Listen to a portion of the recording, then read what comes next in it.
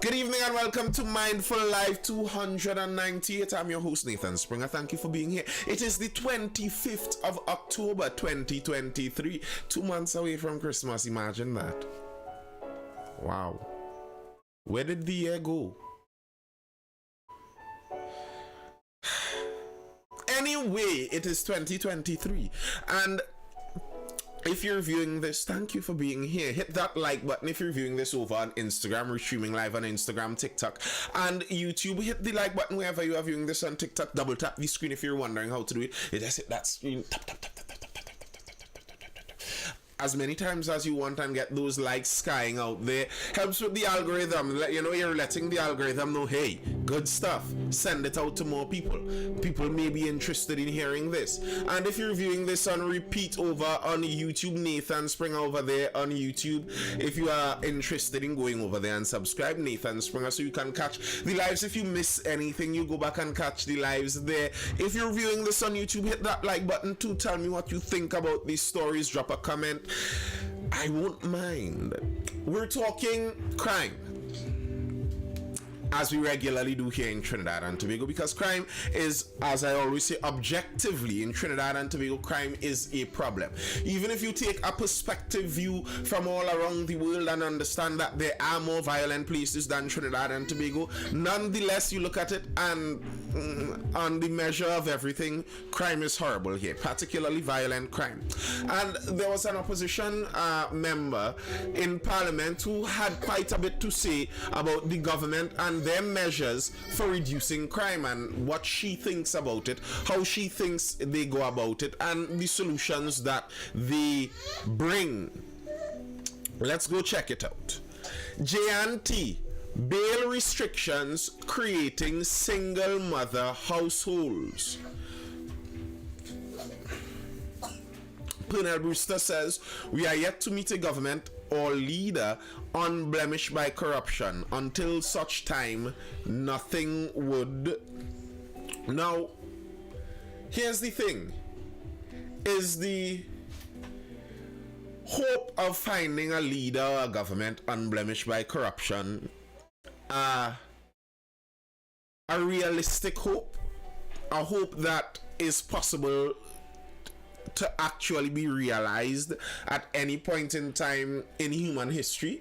Or is that just a pipe dream, something that we should throw away from the onset, understanding that humans are a fallen being, a fallen species? We are corrupt by nature to some extent, and we also are imperfect when it comes to our knowledge capabilities. So looking for that level of perfection from some human in leadership position is just impossible from the jump. Is that the case?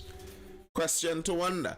Lambasting the government for its intellectual laziness, United National Congress UNC Senator J&T Lachmidial said yesterday restrictions on bail were creating single mother households. Speaking in the Senate during the budget debate yesterday, she criticized the government's solutions to crime, among them the denial of bail. She said when the person is held in remand yard for 13 years and is then released due to a lack of evidence, that household is left without a father for that period, and the family life of that person who is accused but not convicted is destroyed in the process. The problem with crime is that this government does not understand prevention, detection, and rehabilitation. If you ask them what is their plan on crime, it is, we want to deny crime, but the UNC wouldn't support us. It sounds nice, and it sounds nicer to blame the UNC, she said, stressing that both the opposition and independent senators did not support the last bail amendment bill. I like that phrase, intellectual laziness. RL says, Trinimike says, society on the whole is corrupt, which is where our pool of leaders come from. Exactly. How do we expect to get some kind of non-corrupt leader when the pool that we select leaders from, which is our society, is corrupt? Like, show us where the non-corrupt people exist in society and maybe we'd select our leaders from them, if you could find such a group. Now, the bail amendment bill that the government was attempting to do, they were attempting to make sure that certain offenses you cannot access bail to. And we discussed this at some length when it was more in the news. And the idea being, when you are charged with a crime, this is before you are found guilty. The police are attempting to find out what happened. You are the main suspect. They think they gathered enough evidence, so now they go, they arrest you, they charge you with whatever crime they suppose you committed. In between the time when you are charged, and you are found guilty, or you face court. That's, you see, in our system, before you are found guilty, you are supposed to at least be able to face the court system. And they're supposed to evaluate the evidence that the police find and determine if, yeah, this evidence seems to suggest this person is guilty. If it doesn't, well, then the person is innocent. But until that time, it is said in our legal system, you're supposed to be innocent until proven guilty. So, in the meantime, until you are proven guilty, you are held in jail or remand. You are remanded, held until you can see your court case faced without finding them guilty. So basically, someone who is in remand is being deprived of their freedom while being seen as innocent under the law. That isn't a good thing. So you allow them access to bail where they pay some money. The idea being you can go about in society as a free person, but we now hold some assets for you just in case you want to run away. We'll take that.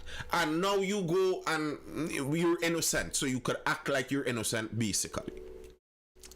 The idea that the government had is that in between that position, between charging and finding you guilty, certain offenses that you might be charged with, they want it to be that you cannot access bail. You will not be granted bail under certain charges or offenses. Now, the problem there is that you're basically putting someone's freedom in the hands of the DPP/police.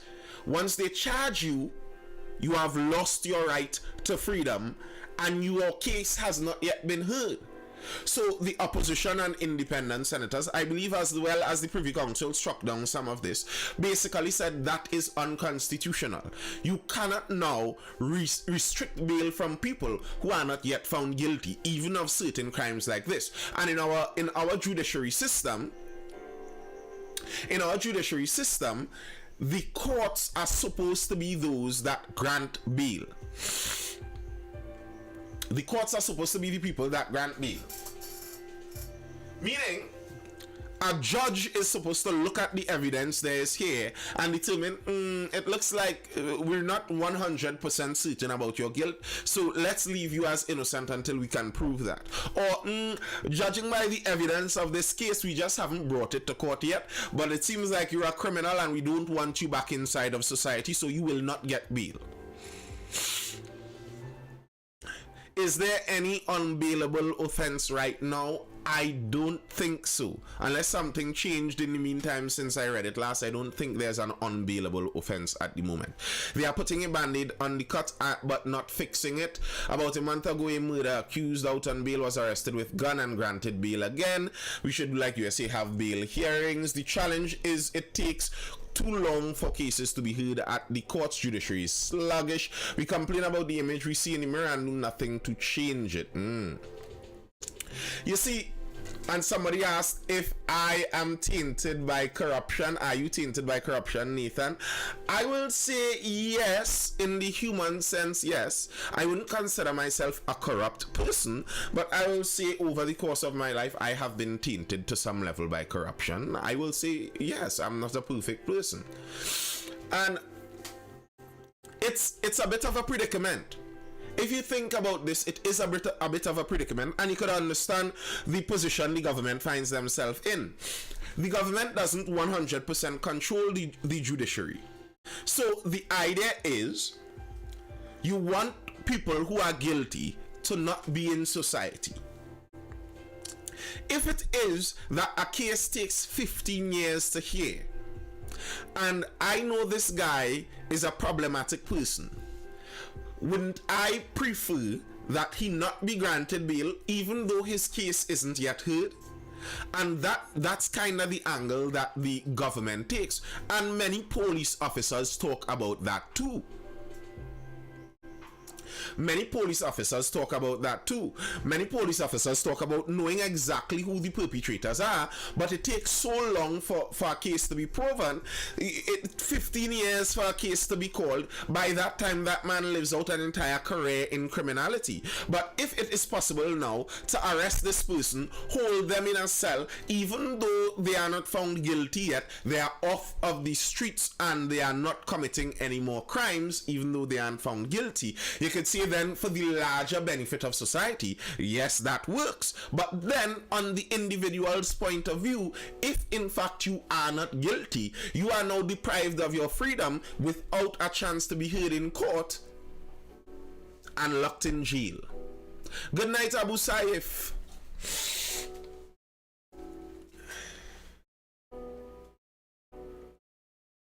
Lachminial said the late Achille Charles. Now, Achille Charles was the guy who went to the Privy Council to strike down this murder as a non-bailable offense business. Yeah, man, Abu. Dalip Jairam says there was a topic this morning of a statement made by the Jamaican Minister of National Security. Imagine waiting 10 years to be heard and you're innocent. Shoot to kill. Right, she was speaking about this Achille Charles. And he was told after spending 9 years in remand yard, there was no evidence against him and he was free to go.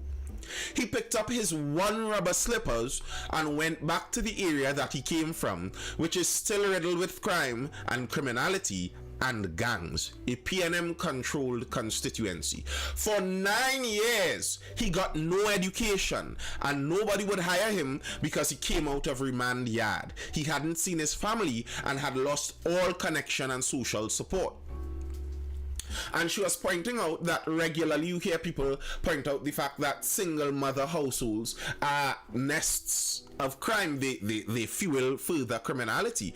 And some of these policies are creating these single mother households.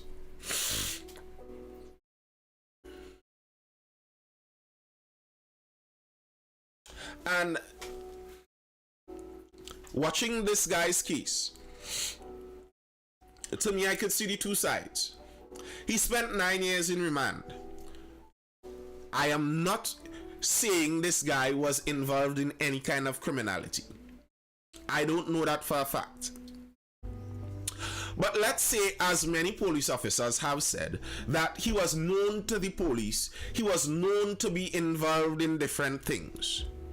If, as law enforcement, it is possible for you to get a priority offender off of the street for 9 years, and she spoke about him losing connections, etc., and etc., etc., that might be a good thing if you're a police officer trying to clean up that area. If it's possible for you to grab this man, get him off the street for 9 years, even if due to the court system there isn't enough evidence at the end, you were still able to break up what was happening for 9 years, would you consider that a win?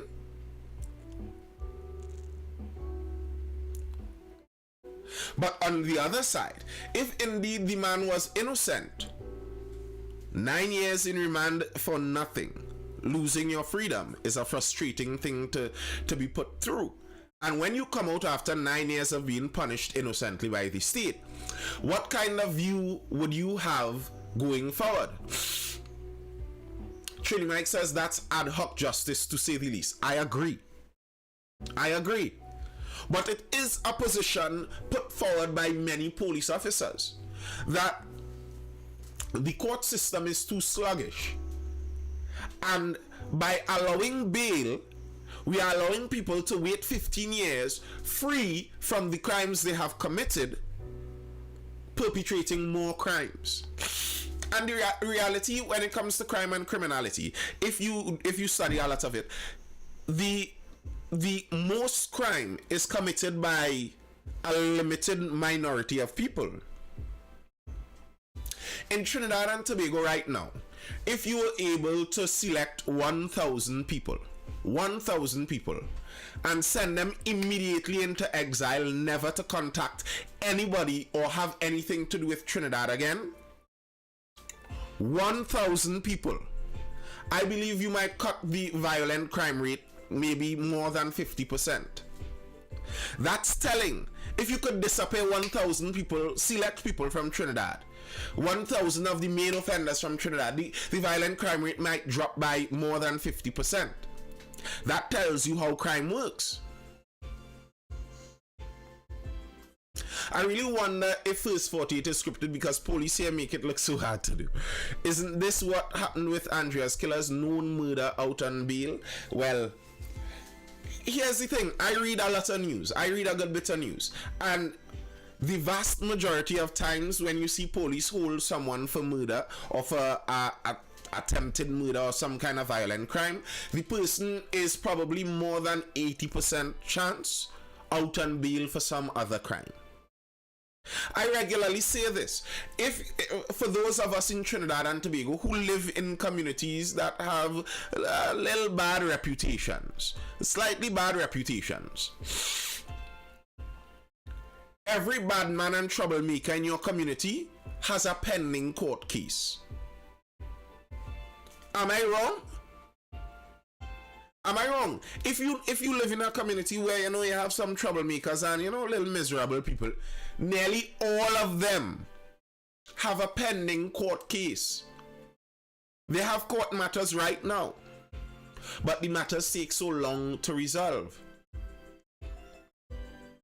So by the meantime, while they're taking so long to resolve, like, listen to this. If I am an offender, I'm a criminal, I am a lifetime criminal. You catch me at 20 doing some serious crime.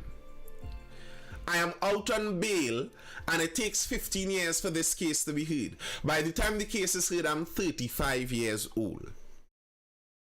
If when this case reaches to court, I start to see it's not going in my direction,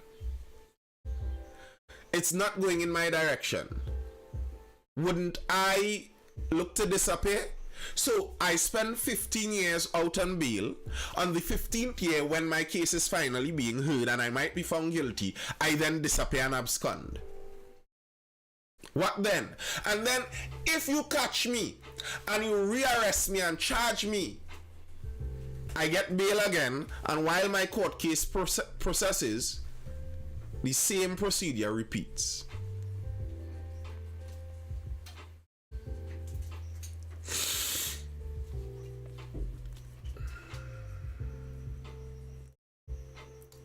Trinidad is situated where absconding is quite easy. Yeah, it is.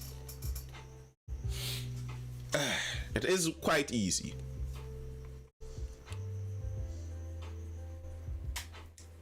Lachmiel said it was significantly easier for the criminal to get an illegal firearm than the law-abiding citizen to get a firearm user's license or a non-lethal weapon such as pepper spray for their own protection. If you want a legal firearm, you are in trouble in this country. If you are a business person, you are sent through the ringer in order to acquire a firearm to protect yourself, she said. She called on government to state how many licenses have been given to importers, retailers, and users of pepper spray. This situation was in stark contrast to the criminals, who had apparently unregulated access. She said $27 million was spent on mobile scanners, which would allow the police to see guns in vehicles traversing the highways, but they were not being used. We have mobile scanners. Very honest with you, I've heard about it, but like, this reminder is kind of shocking news to me. Why do we have all of this traffic causing roadblock to go and peep inside of people's cars to watch what they have on their lap, and we have $27 million mobile scanners around the place? Like, when you listen to the facts around all of these things, it paints a scary picture in Trinidad and Tobago, because it seems like we have the resources, we have the know-how, we have the money, And there are obvious avenues to stop this. So then, if it's not being stopped, you kind of wonder. This has to feel a little more purposeful. It feels like we as the citizens are purposefully being placed as fish inside of the barrel for the criminals to easily catch what they want to catch. It could kind of feel so. Nathan, be real Trinidadians will complain the government inconveniencing people. For mobile scanners, the government, people already complain the government is inconveniencing people because every morning there's a roadblock somewhere or the other. And how many things they get? I saw there was a pretty big bust of cocaine recently in a roadblock, $1 million+ of cocaine found in some computer parts or something like that in a roadblock. Great. But every morning there's another roadblock, always inconveniencing the public. So I think roadblocks may be much more profitable if you have these mobile scanners. You don't have to actually stop and license and insurance and peep inside everyone's car. You're looking specifically for the weapons.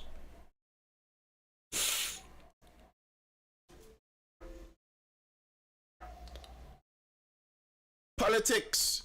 Some complaints about invading people's privacy. Well, that won't work in Trinidad and Tobago motor vehicles. I know the roadblocks they complain about. That's the point I'm making. People complain about the roadblocks because they feel pointless. But a roadblock would be much more of a quick move through if there's a mobile scanner for the police to search for the weapons they're searching for. Here's the thing, to be very honest with you, I have the view that I think police in Trinidad and Tobago, they should remove police from enforcing many of those traffic violations, just in special cases, so that the relationship the police have with the motorists in Trinidad and Tobago shouldn't be one where motorists are afraid of the police. Even if you have a busted taillight or something like that, you know generally police aren't giving tickets. They are not looking to make money off of your slightly not top form vehicle. I think that would be a good idea. That way the police could focus more on criminality instead of traffic violations when they are doing road work. So then I am not worried when the police search my car. I am not worried when the police search my car. If I'm not worried for a slightly smooth tire or anything like that, I'm like, by all means, look, because I know I'm not worried about losing money for some little slight ticklish nonsense. I know they're looking for guns and ammunition and big drugs, and I'm not in any of that. So by all means, search up the place. People are annoyed by roadblocks and by police work on the roads because no one wants to pay $1,500 for a cracked windscreen. That's why people don't like police on the road. The average citizen doesn't mind police if they're looking for guns and drugs, because the average citizen doesn't have gun and drugs in their car.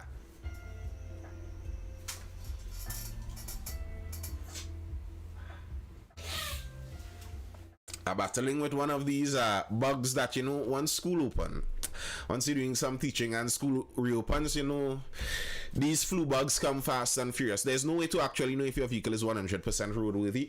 A police once told me that basically, if someone wants to, they could always find something wrong with your vehicle. And I've seen it. I have friends who had vehicles just registered, just imported registered, and found themselves in a roadblock and ticketed for an offense that obviously wasn't noticed when they registered the vehicle.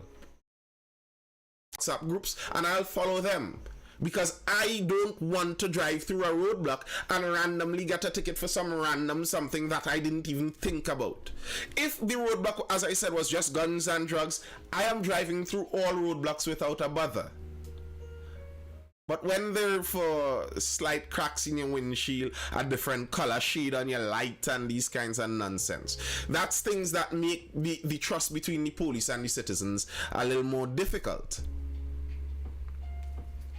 Luch Medial said the last statement from the government was that port scanners may come next year.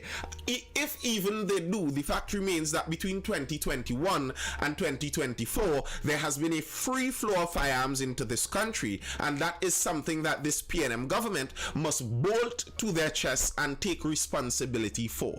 Every murder committed with an illegal firearm in this country is a result of their failure to secure both our legal and illegal ports of entry, and I think she's 100% right. When you look at those busts they made in Santa Cruz, the two busts they made, when that was, last week or whenever, I don't consider that to be so much of a positive on the police as much of a blemish on the port security.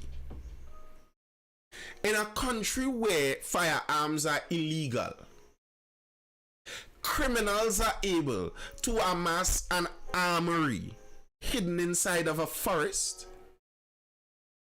How does that happen?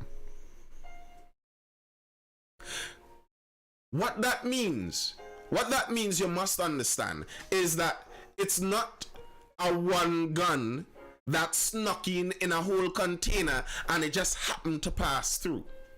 That means there's a gate open for weapons to enter this country by the hundreds.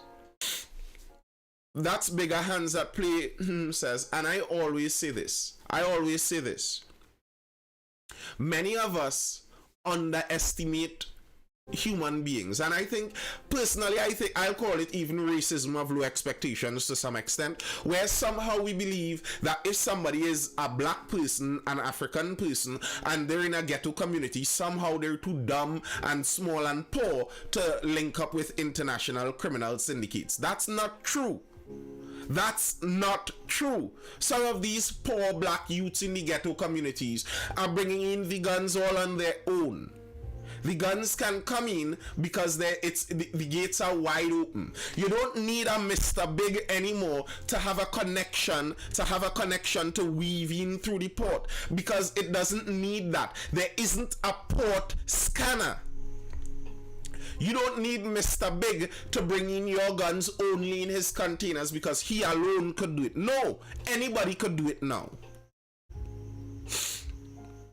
And you see, that's the problem with corruption in a country like Trinidad and Tobago. Corruption doesn't stay one place. So when the corruption started at licensing office with the getting your license and paying for it, it was initially that, you would pay for it and the licensing officer would take it easier on you. You would still have to go and do the test. They would still tell you what to do and instruct you, but they'd take it easier on you and you'd still pass. But then corruption goes further. It's not going to stay at that level. If I could pay for you to take it easy on me, why can't I pay for me not to do the whole thing? Why can't I pay for you to email me my license while I sit at home? That's the level I will want to lead it to eventually. The corruption doesn't stay at one level. So, okay, at one point in time, it was some big businessman who got the port to turn a blind eye and he was able to bring in some guns in a corner of his container. But it doesn't remain at that level. If you could take a bribe from the big businessman, what's stopping you to take a bribe from the small businessman? Those were deceased Sandman's stash of guns trickling out chirp chirp every time TTPSPR need damage control. That's the allegation coming from Wide Leather here in the chat. This isn't information I am privy to. I am just reading what they say. I don't know that to be true. Now, I don't consider that to be an impossible possibility either. I'll admit that's not impossible. Why that kind of scares me is a lot of the gangs in Trinidad and Tobago are location geographic based. If there's a stash like that in Santa Cruz alone, and we know that gangs in Santa Cruz would be warring gangs in other areas, that seems to suggest that there's at least a mirrored stash like that in a couple other places in the country. Y'all understand what I mean there? You think Santa Cruz alone had the big guns? Doesn't the song say Arima got big guns? So Arima would have to have their stash like that too, wouldn't they? Yeah, Trini Mike, it does.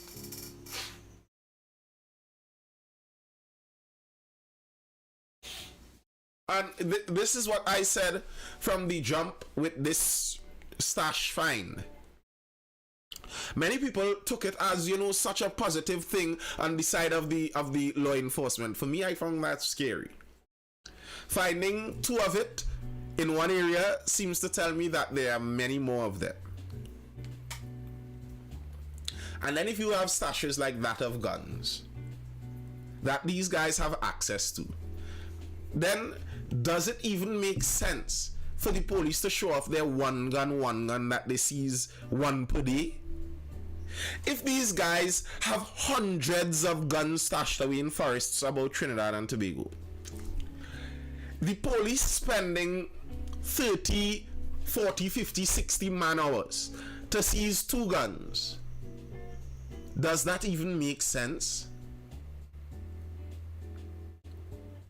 Like, does it, if you're talking about best use of resources, does it even make sense? You're going to find two guns when these guys have 200 more to replace it on a given day? You're just wasting resources, aren't you?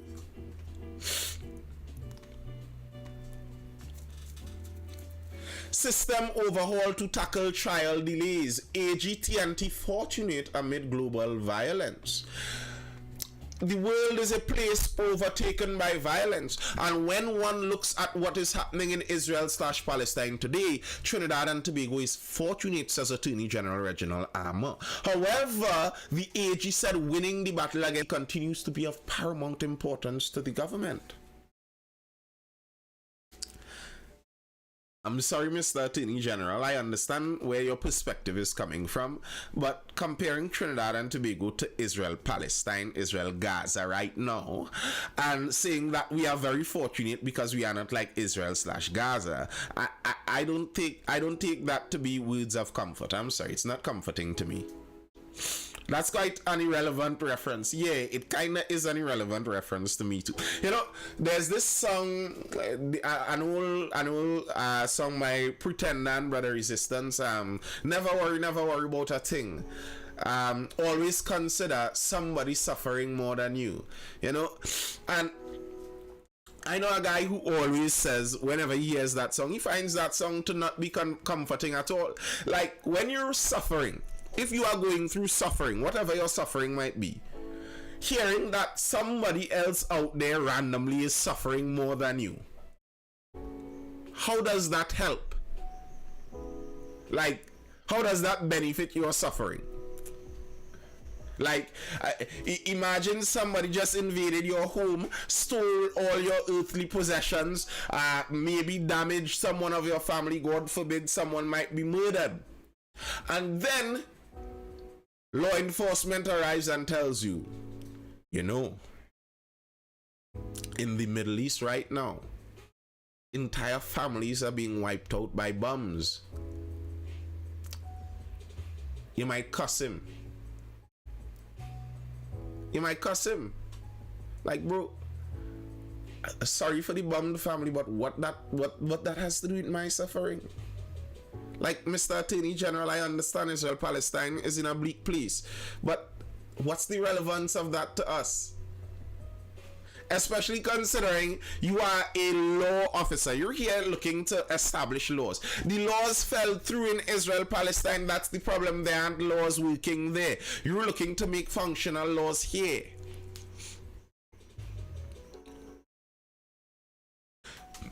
Speaking during the budget debate at the Senate sitting of the Red House, at the Senate sitting at the Red House, Port of Spain yesterday, Armour also announced that there will be an end to waiting up to 15 years for a trial in the criminal justice system as the Administration of Justice Indictable Act, AJIPA, 2011 will be proclaimed in December, stressing that he does not associate himself with the prophets of doom and gloom from the opposition. Armour added, the fact of the matter is the world in which we live in is overtaken by violence, but we are getting better, he says. This bill, this piece of legislation that is to be proclaimed in December, hopefully is going to clear some of the backlog, according to the Attorney General. The Attorney General went on to outline the legislative crime-fighting arsenal coming from his office. He said the AJIPA legislation will abolish preliminary inquiries and is going to end the abuse of the criminal justice system of spending 15 years waiting to get a trial without even appearing before a jury. That act will replace the old preliminary process with new sufficiency hearings, provide for retroactive application of its provisions, allowing for indictments to be filed from the beginning of the pretrial process, with the exception of voluntary bills of indictment, he said. So hopefully it's to speed up this judicial system. I guess we'll wait and see when December reaches if there is that kind of speeding effect. Because many people lament about it, and much of my criticisms that are lobbed the police way, I often temper it with the fact that the police are limited by the judiciary system. Sorry.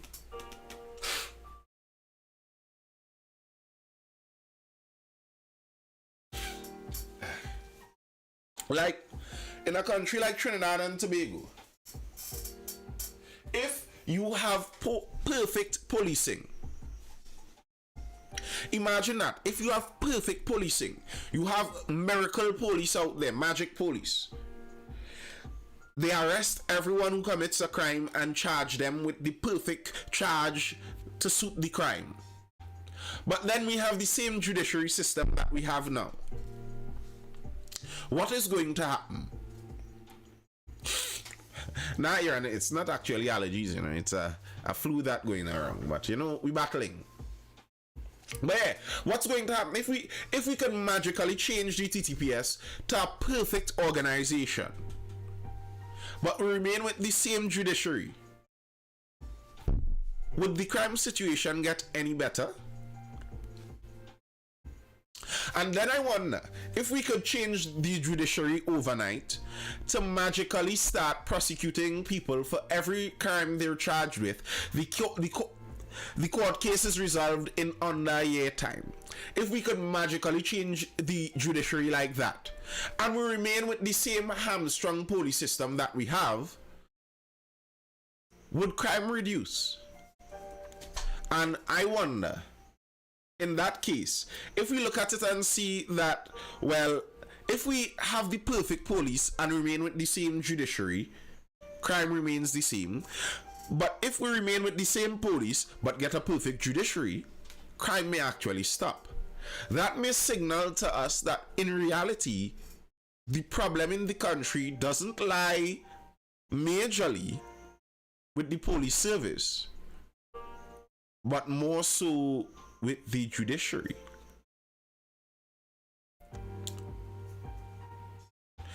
Is criminality and crime in Trinidad more at the feet of the judiciary than the police? Commissioner of Police TTPS will rid service of those unfit to be police officers. Commissioner of Police Herwood Christopher has vowed that under her leadership, the Trinidad and Tobago Police Service will continue its work of ridding the service of those who prove themselves unfit to be police officers.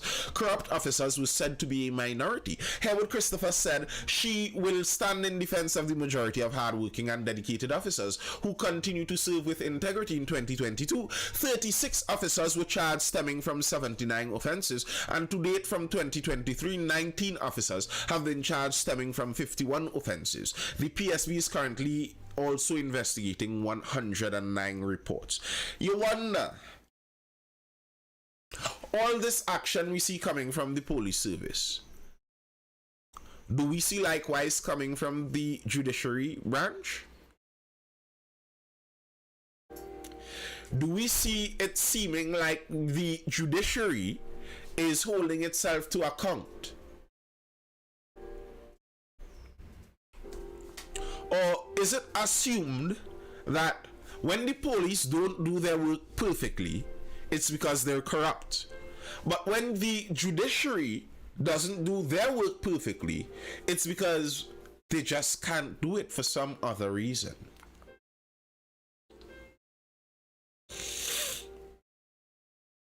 A consideration to have.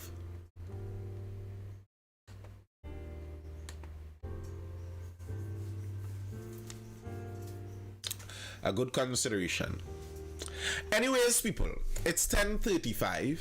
Usually I go much longer than this, but you know, the flu is trying to attack me here, so you know, before my nose start to run and have my mustache looking all shiny here on the live, we'll call it a night. Any further questions or comments inside of the live before I dive out? Ooh, this is a vibe.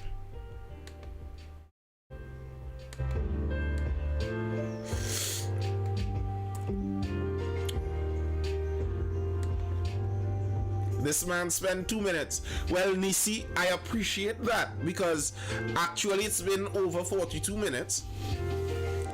But if it feels like 2 minutes, that means that the content we covered was so interesting and entertaining that the nearly hour just blew by. That's such a positive sign for the Mindful Live. And that is the reason I will see you all again for the next Mindful Live show, which is going to be tomorrow evening. Hopefully by then we get all the bugs out of my body, and we're good to go tomorrow evening, sorry. Tomorrow is Thursday, and Thursday is Thursday Talks. Hey bro, hope you feel better. Me too, Gil. And tomorrow is Thursday Talks, where we come in and we just discuss whatever is the topic that people want to raise inside of the live. It's usually a nice vibrant discussion, oftentimes goes very long, but I will see you guys then for that discussion tomorrow, Thursday Talks. I hope you were educated, informed, or entertained as per usual. I am Nathan Springer. This has been the Mindful Life. I'll see you guys again tomorrow evening. Till then, peace, hold it down, stay safe.